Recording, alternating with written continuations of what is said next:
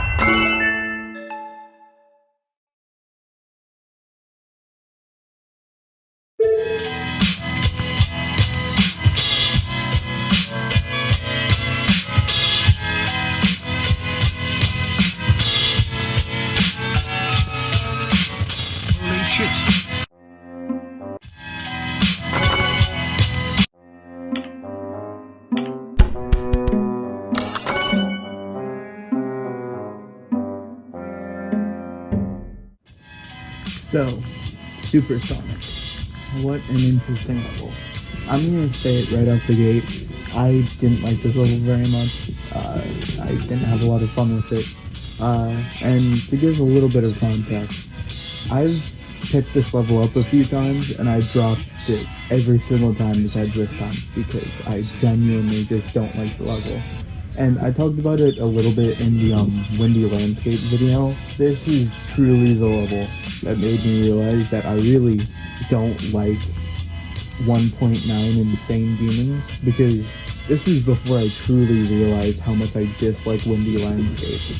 Even though I had dropped it prior to picking this up the first time, this level just truly made me realize that, yeah, I don't like 1.9 levels. I also would like to preface that I'm trying something new, where because usually when I record these, I go in, like, nothing, like, just trying to go purely based off of me. This time, I have my completion pulled up on a TV, so that I can look at the parts and go through and like actually talk about it cohesively. And so if you feel like Roku buttons being pressed, that's why. I'm not Roku, this is a Fire Stick, I think. Yeah, and also I'm doing this because I just wanna go through the entire level and talk about each specific part, because I feel like if I don't, I won't get my point across very well. Because this level is very interesting in that it fluctuates in quality a lot. And I just want to go through each and every part and just talk about it. So, obviously, you start off with one of the most famous ship parts in the game, Mushroom. And I'm just going to be straight up, Mushroom and Jazor's part are the best part of the level. They are super fun, they're consistent, they're not very difficult compared to the rest of the level. But they're the hardest part of the level, but they get the most consistent. I struggled with them a lot in the beginning, but after a while I genuinely just stopped dying past the wave. UFOs can be difficult. It's very click pattern heavy, so it does get consistent, but it is the hardest part of the ship, wave, and UFO. There's not really much to talk about these parts. They're just good. I like the gameplay a lot of all three of these parts, and there's no real issues. UFO was a bit of a hassle to learn and get consistent at, but once I did get consistent, it was fine.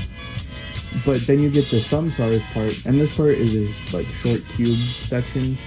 The only real issue I have is that there's this click at like 19 or 20 that felt really inconsistent. It's the one where it's like the 4 TOE to memory blocks, and you have to just fall and click once.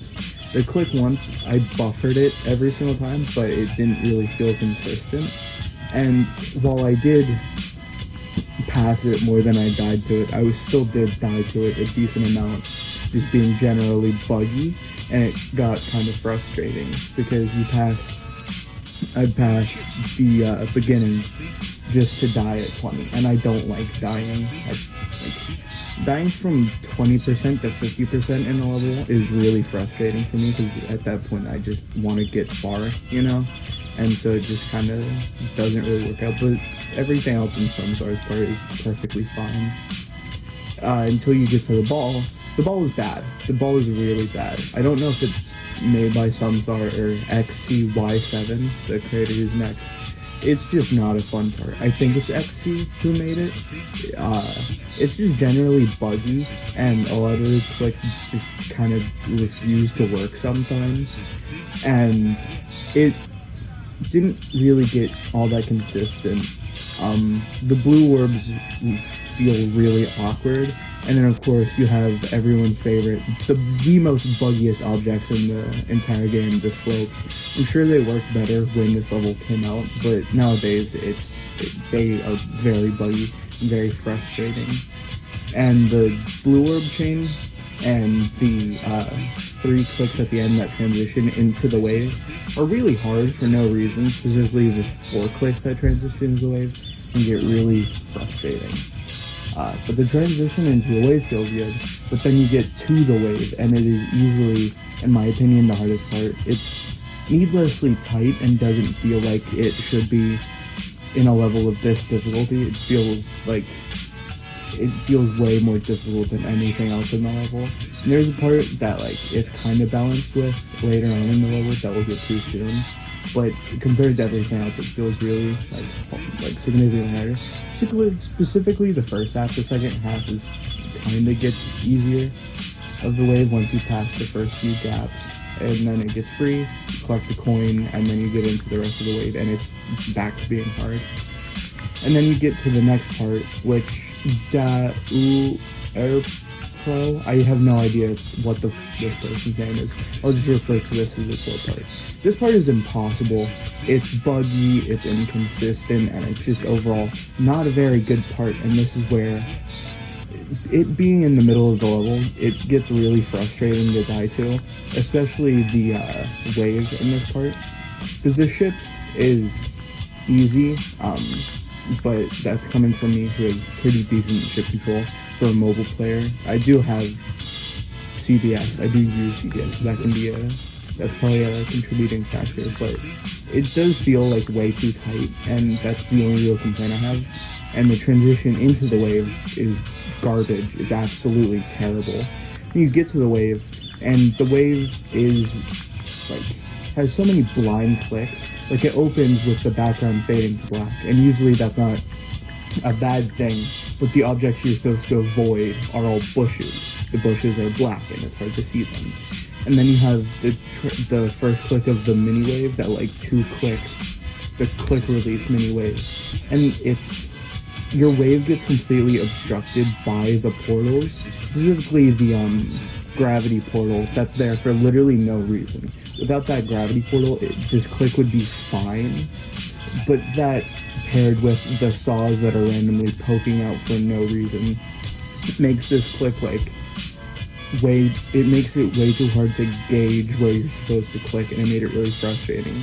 The rest of the wave is an easy few clicks, and then you get into the kind of like transitional ship.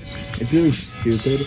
I hate this ship. I hate the way that it's built. It's not very fun, and I died, and it's frustrating to die here a lot because you pass the rest of the part that's really like bad and inconsistent, and this part is like skill based, and it's just like it gets really because of that it gets really frustrating to die to, especially because next up is a Tooth's part, the infamous duel. I love this duel. Like, unironically, this duel might be my favorite part of the level. It's super fun, and like it's weird to learn, but it gets super consistent. And when it gets consistent, it's super satisfying to pull off. And then the ball can get kind of buggy, and especially the 2 clicks out of the ball can feel really inconsistent and buggy, but they work for the most part. And while it is really frustrating, and I did die to it bugging out a good bit, after I got like fully consistent with the dual ball, it didn't feel as bad, and it didn't happen as often. But then you get to G-Boy's part, and this part is really fucking interesting, because when playing from a checkpoint, this is the easiest part in the level. It feels super consistent, it feels fun, and it feels natural. But then you play from 0, you get here from 0, and it feels like a completely different level. The gameplay does not feel the same at all, and it got super frustrating because I would pass the duel, and the part after G-Boy, everything after G-Boy is like some of the easiest gameplay in the level, and so dying to G-Boy from 0 after feeling so consistent and copyable, it just kind of felt like a huge kick in the nuts. And then you get to the Zentic Alpha and Viprin part. Zentic Alpha is a really easy wave. It's I died here like twice from 0, and it was really frustrating. I really shouldn't have, because this wave is free, especially compared to the other waves in the level. Because the other waves in the level are like way harder than this one. And so dying to this, I'm like, come on, you passed other way more difficult waves and you're dying to this, like, come on. But other than that, it didn't really pose much of an issue besides those like 2 or 3 times that I died there from 0. And then the viprin ball, it's the TOE 2 ball. It's just memory. You just memorize where the blocks are. Some of the timings do feel a little bit weird, and I did die from 0 here. Like, again, I think like twice. That time I do remember both times that I died because I was really frustrated. They were both in the last session, which sucked. And other than that, though, this ball feels like mostly consistent, especially because, again, it's just memory. You memorize what blocks will fall on. That's literally it. And then you get to the cube, the last cube of the level. This part is awful. It feels super awkward and really inconsistent. The timings never feel the same, and no matter how much I played the part, it just never felt like it ever got consistent. The ship at the end, I was terrified of because it didn't feel like it was gonna get consistent. Luckily though, it did end up getting consistent, and I didn't end up dying from 0. I did die to the last cube from 0 a good few times in the last few sessions that I played the level, and it got super annoying. But eventually I passed it and was able to fluke the wave, the ship, which I'm mostly happy about. Realistically, I shouldn't have died there. The level, it just sucks that the level is the most inconsistent thing ever. And that's kind of like the main issue I have with the level. The whole thing just feels super inconsistent, and it just kind of feels like no matter how long you play it, you never really get the timings and the clicks down, like at all. And it near the end, it just got more frustrating than anything. I do think that it is the fault of my own a little bit, specifically for the last session. The last session was awful. I pushed myself way harder than I should have. I should have like stopped playing like after an hour, but I sat there for 2 hours bashing my head against the wall. I died to the latter half of the level way more than I should have because I was just being stubborn and didn't want to give up, and I didn't want to go in and practice the ending because I felt like it would have just been a waste of time. So I do kind of blame myself for not really liking the level as much.